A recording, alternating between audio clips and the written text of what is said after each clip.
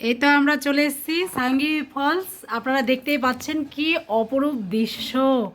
মানে সত্যি নিচে না আসলে না একদম বোঝা যায় না, মানে এত সুন্দর লাগছে কাছ থেকে।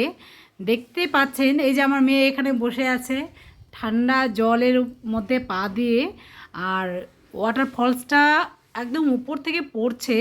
খুবই সুন্দর লাগছে, ভীষণই শান্ত পরিবেশ আর এত সুন্দর দৃশ্য। মানে প্রাকৃতিক দৃশ্যটা এত সুন্দর, নিজে থেকে নিজে চোখে না দেখলে বোঝা যায় না। এই যে দেখুন আপনারা ওয়াটার ফলসটা কতটা দূর থেকে পড়ছে।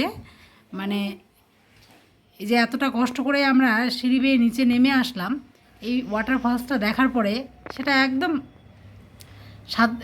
একদম মানে সার্থক হলো। এই যে আমার হাজব্যান্ড,